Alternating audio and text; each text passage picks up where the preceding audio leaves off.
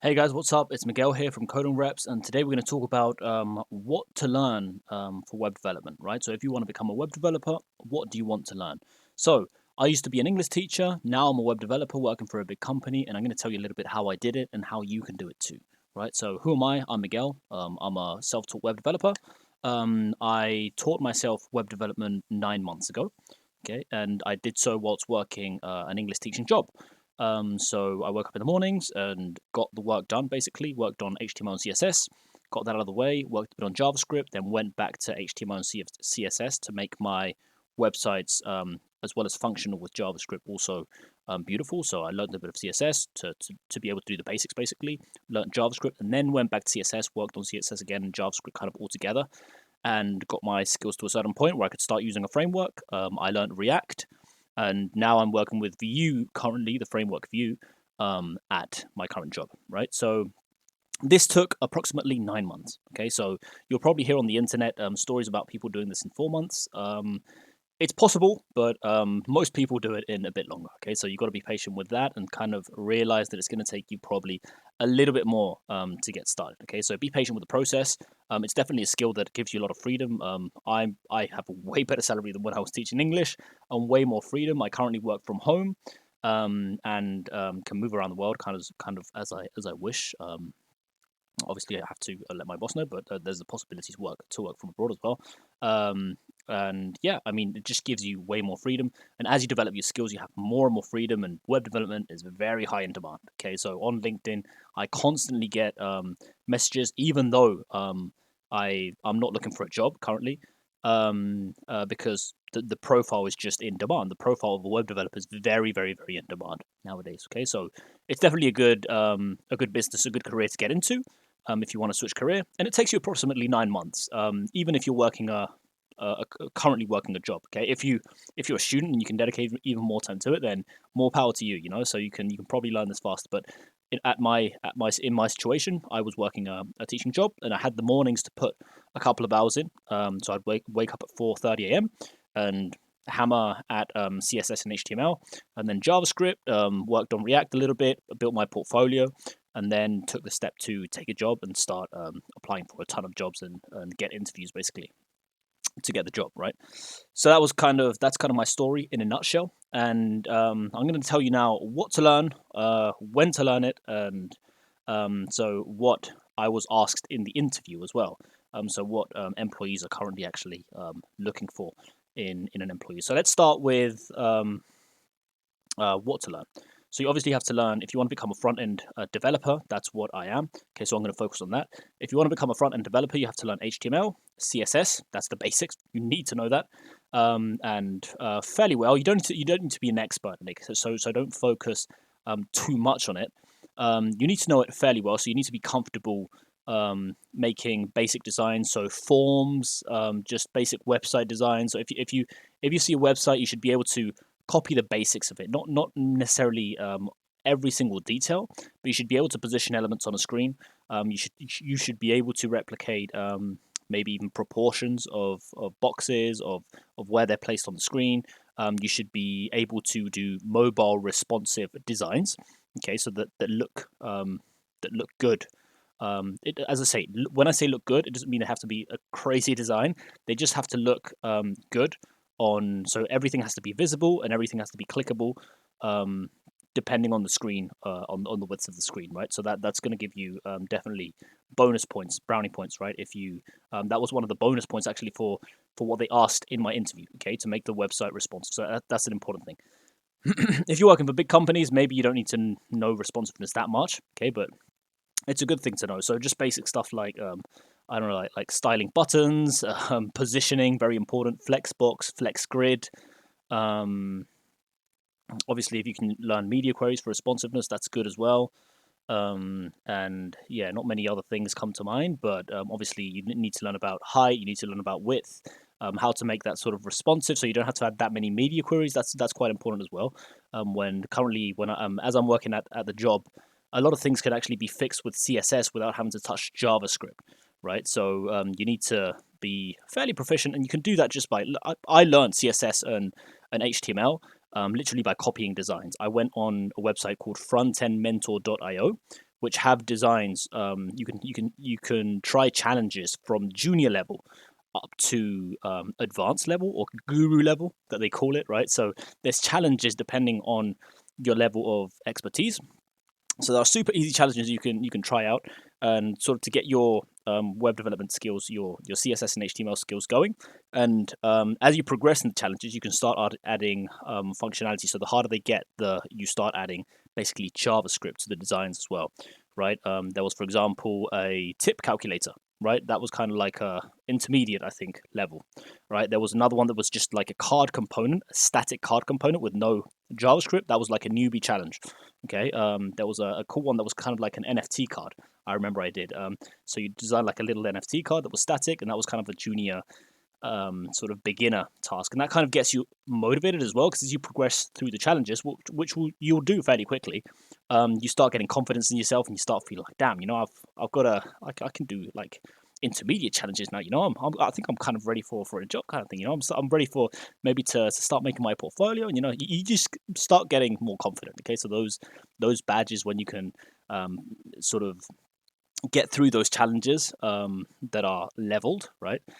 You just start feeling more confident with these skills. So it's a good way also to get a little bit addicted to web development because it's a bit of a challenge, right? It kind of like how karate and martial arts, they have like all these different kinds of belts. It's a very fast progression. So when you do front-end mentor.io, you'll see that you progress through the levels fairly quickly, and it gives you a really good confidence, right? Whilst you're going through those sort of belt tiers, right? So you're going from, I'm not sure what the first level in karate, I think it's white belt, as you progress from white belt to black belt kind of thing, right? So yeah, I recommend frontendmentor.io a lot. Okay, that helped me out a ton in learning CSS, HTML, and applying JavaScript. Also, you can work with APIs and React with the challenges, with the sort of higher level challenges. Okay, so you've got the whole range of progression there, and you can do a lot, and most of it's all free. Okay, so there are some sort of if you want to become pro, I think I became pro for 1 month because I really wanted to work on I think there was a challenge that had to do, it was like a developer board basically. The challenge was to make a developer board. You had a search bar, and you would call data from the API into the front end, and you would display the information of different developers. So you'd have like developer cards basically, and depending on the name you search for, you'd see one developer or another. So you had to make calls to the API.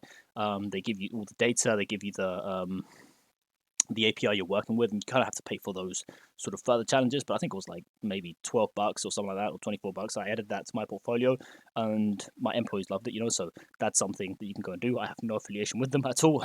So I won't get anything if you sign up to them. I just recommend it because it helped me. Okay, so what else? Okay, so what to learn? That's the gist of it. Okay, so learn CSS, so HTML, CSS, and JavaScript. A really good place to learn this actually is, I had this open on my computer. You can go to DevEd. This is not what I need. Okay, over here to DevEd, so developedbyed.com. And he has a ton of courses. As I say, no affiliation either. It's just something I did, okay, that helped me. You got HTML and CSS here, and you can go to HTML and CSS and JavaScript all for this price instead of having to buy this and this other one. Okay, but as I say, no affiliation. This is just I'm just recommending it because it genuinely helped me. That's the sort of progression I went through. Those are the courses I bought to become a web developer. So that's a good resource as well if you don't want to go through. There's free code camp as well. There's a ton of free resources, but I mean, if you don't want to sort of be searching around, a good sure way to go is just Developed by Ed has so that website, which is actually a YouTube channel, I think he's called DevEd on YouTube, is a great resource. Basically, he explains things very well and kind of doesn't get bogged down with the details. Gives you a bunch of examples as well, and sort of walkthroughs you can go. So he gives you challenges, not challenges, but he does like projects basically. So he goes through a project. You just copy the project five or six times. Maybe the first time you copy it whilst he's doing it at the same time, right? You're copying videos, and then you just copy it like 3 or 4 times on your own, and you learn a bunch. That's what I did with those courses, and they helped me learn a lot of JavaScript and CSS and HTML. Obviously, those are what I focused on. I didn't buy the React one. that I kind of learned on my own through YouTube videos. There's tons of resources on YouTube. Okay, tons of good videos, good quality videos. So I would take that route there. All right, and what I was asked in the interview. This is just the last sort of bonus part. Sorry if I'm going a little bit fast. I like to get through these things fast. And I don't want to keep you waiting either, so I want to give you the information quick and to the point. I don't want to ramble on too long. So, what I was asked in the interview. So, differences between Vue, Angular, and React. So, difference between those three frameworks. You can literally just Google that up, give it a read, and it's super simple. Okay, Angular is like a bit more complex, a bit harder to learn maybe, and they have like I think they sort of update Angular every 6 months, and these updates are a bit annoying because they change things. Vue, quite light, quite lightweight. React also quite lightweight, and their Vue and React are very similar to work with as well, and they don't require that much sort of in-depth knowledge of the framework, we could say. So I've worked with React, I've worked with Vue, and it's quite seamless to change from React to Vue. So I actually started learning React, and then in the interview, I had to do a coding challenge, which was actually in Vue, and I was able to do it literally in a weekend, knowing React. Okay, so obviously I had to work hard to learn a few things about React, but about Vue. Sorry, I already knew React. But yeah, in a weekend I figured it out. You know what I mean? So I'm no brainiac. Okay, I'm no super clever dude here. A completely average person. So you can definitely do it yourself as well. So that's what like. It's seamless. If you learn React, you can't go wrong, basically. So tons of jobs for React, and Vue is sort of like an upcoming framework that more companies are using, and you can just transition super easy from React to Vue. So if you learn React, you're good. You'll have a really easy transition to Vue. That's basically what I'm saying there. Nothing they asked me about is callback functions. You can Google that up quickly on YouTube as well, or Google, whatever. Best practices in terms of coding. Quick search on Google too. The coding challenge was to build a file system. Okay, so kind of like the file system you have on Windows, but very simple one. Okay, so they weren't concerned actually about the UI, the user interface. They told us not to spend too much time on the user interface. They gave you a week to do it as well. Try and say if you're currently not working at a job, try and say you are, just so that you give yourself time to do that coding challenge. Okay, that's an important thing to do. I was currently working, so I didn't really have to say that. But in the case that you aren't, just don't say, "Yeah, I'm completely free and I can do it in a weekend," kind of thing. Like, because they'll just try and say that you're still working at your previous position or whatever, or you're busy with like private work, or I don't know, just try and say something to seem busy and not seem like you can do it super fast, because that also gives you more time to work on the coding challenge and learn anything you need to pass it. Okay, so that's just a quick tip there. Also, for this challenge, I had to upload, download, and delete files, basically. That was the three things I had to do. And bonus features were to add drag and drop, so you could drag and drop a file into the file system. Also, if you implemented router, if you implemented React router, it was a bonus, basically, to navigate through the different directories, right? So, and also if you added like a directory sort of view to your file system, that was a bonus. And also breadcrumbs. So the breadcrumbs are like the like when you're navigating a file system, like the path, basically, from the root to where you currently are in the file system. Those are the breadcrumbs. So you can literally click through each of the files and navigate that way. That was another bonus feature. And that kind of, in a nutshell, is what you have to learn for web development, and the resources you have to, the resources I used to become a web developer. I hope this helped you, and if it did, please leave a like, leave me a comment if you want, telling me like, asking me any questions about what you have to learn if I haven't been clear enough, and I'll definitely answer you down below. And please, if you like this content, subscribe to the channel, okay, and hit that bell button, because then you'll be notified when I upload a new video. And if you enjoyed this content, I will be able to show you more content like this, okay, and you will be notified about it. So without further ado, thanks a lot for chiming in, and yeah, Stay strong and keep coding. See you. Ciao. Bye.